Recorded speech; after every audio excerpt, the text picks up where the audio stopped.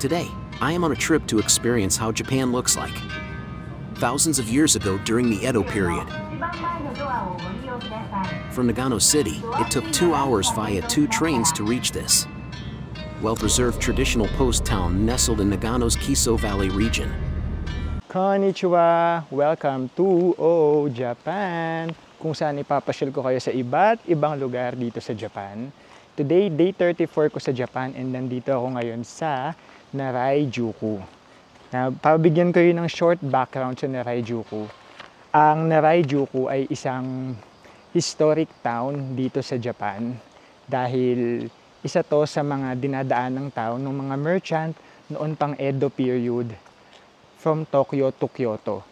So isa to sa mga dinadaanan nila, pahingahan nila. And what made this town special ay na-preserve nila yung Edo period vibe sa town na to. Ganda, tingnan nyo. Ang alam ko, 1 kilometro na mahabang kalsada to, na to puro ganito nga. Alam mo, pwede siyang i-compare dun sa vegan sa atin, kasi di ba mga makalumang bahay. Pero ito, mas luma. Biruin mo, mga 1600s to 1800s pa to. Talagang mafe-feel mo na nasa old Japan ka. Parang hindi kompleto ang Japan experience mo pag di ka nakapunta sa ganito. And hindi to masyadong napupuntahan ng mga turista. Kasi laging sa Tokyo, sa Kyoto, Osaka, ito kasi nasa gitna, nasa Nagano. So super swerte natin na nakapunta tayo dito. Yan nyo, meron akong isang well na nakikita dito. Ang alam ko, maraming ganito dito sa Narayajuku. Pagkatapos, pwede kayong uminom sa mga well na yan. Walking along the old road, you'll encounter these little water fountains, originally built for travelers. The water is drinkable, so have a sip. Water is delicious. I went here super early to experience the peace and quiet of the town, and to take some pictures with fewer people. Okay, tuloy natin ang paglalakad. Actually, super ganda nung punta ko kasi Monday, hindi holiday, walang tao, usang aga ko pa. And yung dating ng next train, mamaya pang alas 11. So mamaya pa dadating yung ibang turista. And sarado pa yung mga ibang shops. So lakad-lakad lang tayo dito. Ay, sarap dito. Nasa mountainous region siya, kaya ang lamig ng simoy ng hangin. Tapos ang daming tutubi. Ewan ko kung nakikita nyo sa paligid ko. Tapos ayun nga, nasa isang historic town ka. Ako pala, nasa isang historic town ako na 1800s pa. Biruin mo ilang libong taon na yun, 2000 na ngayon eh. So etong town na to, dinadaanan siya ng mga merchant, mga samurai warriors and all from Tokyo papuntang Kyoto. From Tokyo to Kyoto, yung Nakasendo Trail, madami namang town na dinadaanan yun. Pero ito kasing Narayajuku, isa to sa mga town na na-preserve talaga nila yung Edo period vibes. So isipin mo ganito yung itsura niya dati. Ito yung old Japan talaga. Narayajuku is one of the best preserved post towns on Kiso's Nakasendo Trail. Strolling this charming street will make you feel a samurai-era atmosphere. With many original structures from the 1600s and 1700s still intact.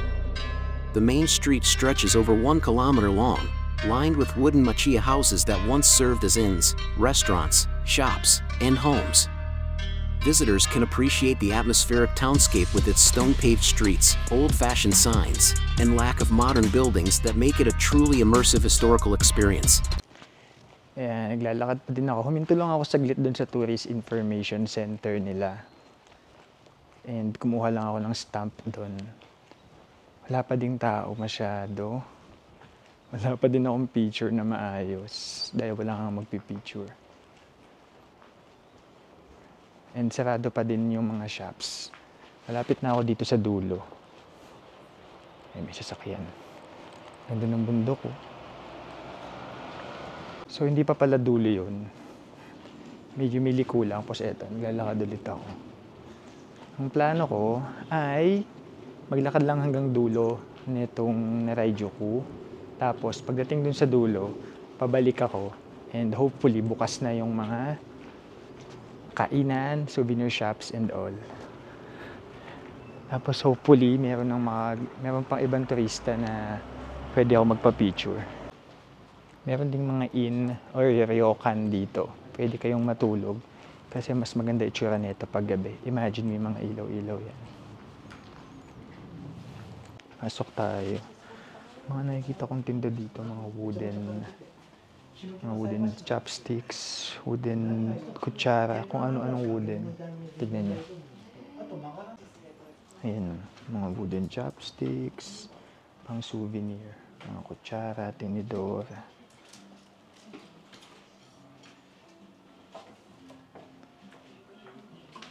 So, mga wood crafts. Okay, nakabili na ako ng mga souvenir. Bumili ako ng 2 ref magnet and isang keychain. Naka 1,600 yan ako. Siguro sa pera natin, mga nasa 500 pesos na yon.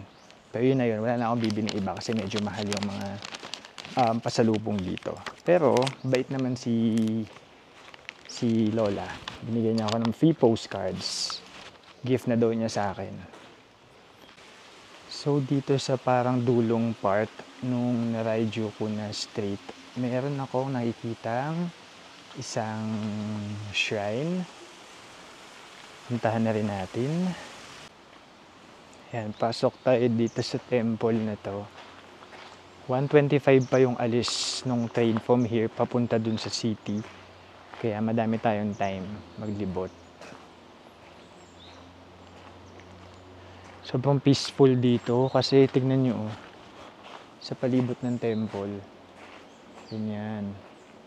Puro mga gubat-gubat na ganyan, mga puno.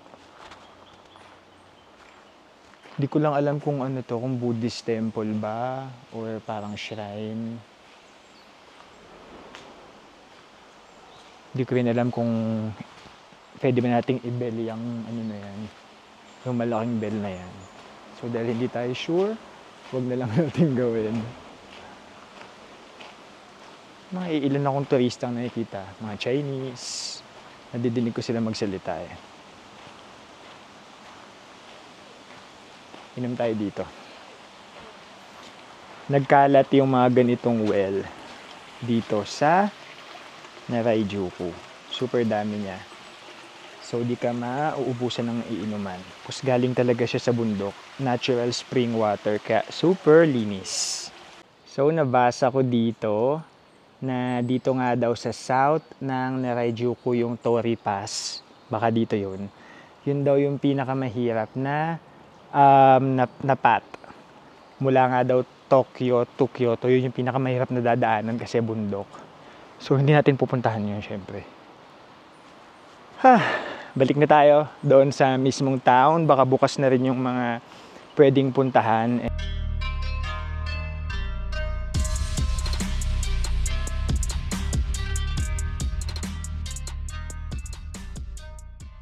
Ayan, so nabasa ko online. Ito yung kanilang notice board or bulletin board nung unang panahon.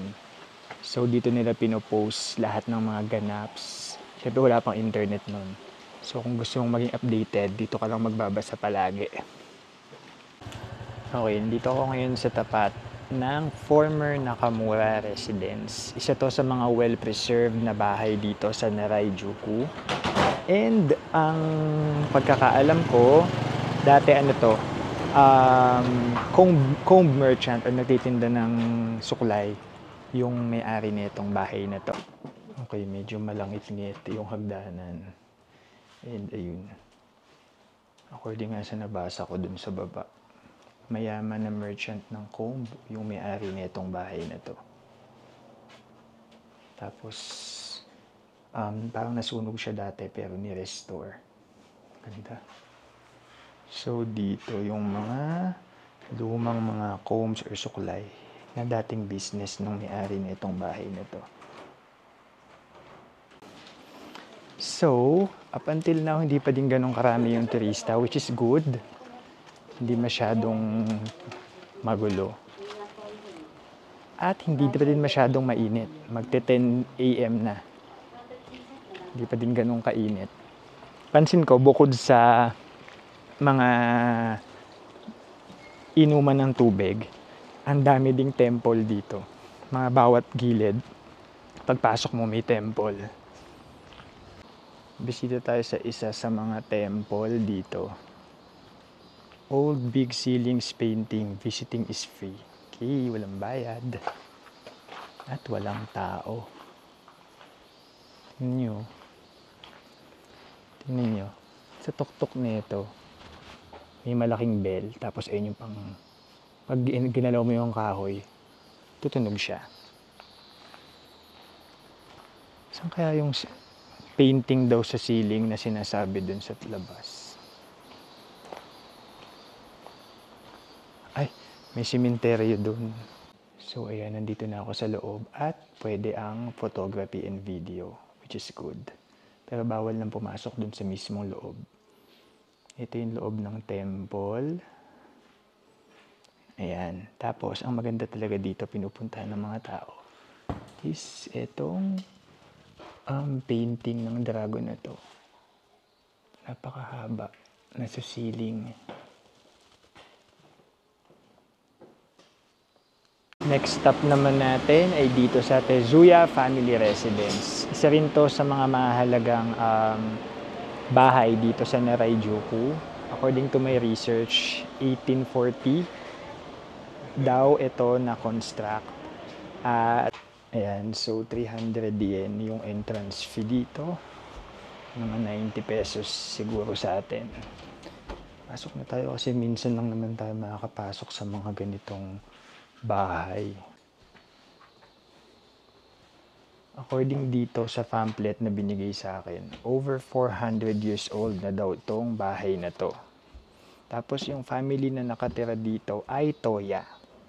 Toya daw ang responsible sa pagmamanage ng manpowers and horses in the post-town affairs in comply with the government policy.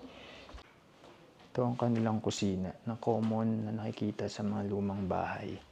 Kahit dun sa mga sa Matsushiro, may nakita akong ganito.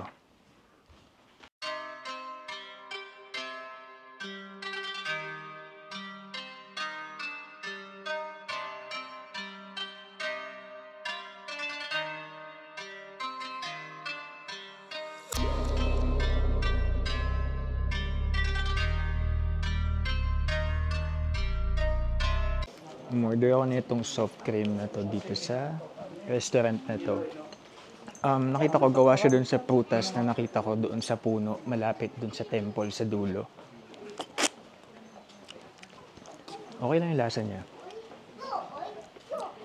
Hindi ko ma-explain pero hindi pa ako nakatikim ng ganitong prutas before. May ganitong lasa, pero masarap naman. Wala lang akong mapagkumparahan. Init ngayon kaya okay to. Okay, kain muna ako dito sa isang restaurant dito. Netong Gohei Mochi. Kanina ko pa nakikita to, may mga kumakain nito. Parang specialty nila to dito.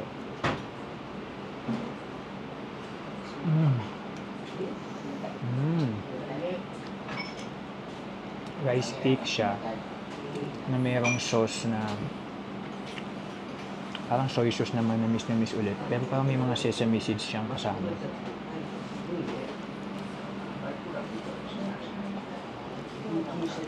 Sarap. Okay itong mabubusog agad mo. Tapos itong restaurant na ito, meron ako nakikita dito mga kimono na pinapaupahan siguro nila. Tapos pwede mong isuot habang naglilibot ka dito sa Narayajuku. So ayan, mula doon sa Narayajuku, nag-underpass lang ako papunta dito sa kabilang side. Pupuntahan ko yung isa pang sikat na landmark dito, yung Kiso Wooden Bridge. Ano to? Kung di ako nagkakamali, ito ang longest wooden bridge sa Japan. Look. Ganda! Tapos ang maganda pa niyan, katabi siya ng napakalinis na river na to. Kung nasa atin lang ako, maliligo ako dyan. Kiso Inoki cypress trees of more than 300 years old were used to build this bridge. Okay. Tapos na ako mag-picture and video dun sa tulay. Sa ilalim ng tulay. Panik naman tayo ngayon. Para ma-experience naman natin ang pumanik sa tulay na ito. Medyo umiinit na ngayon. Caution. Oh, okay. Huwag daw hawakan ng handrails.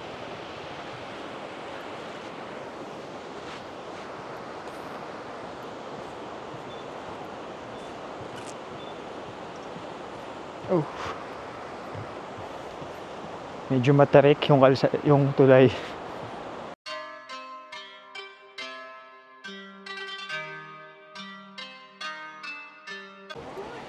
Ayan, after 4 hours ng pamamasyal ko dito sa Narayajuku, kailangan ko nang umuwi dahil around 1 PM dadating na yung train pabalik doon sa Shiojiri. I hope nag-enjoy kayong lahat kasi ako nag-enjoy ako dito sa pamamasyal ko sa isang historic and well-preserved Japanese old town. At hanggang sa susunod na episode ng Oh Japan, Jane!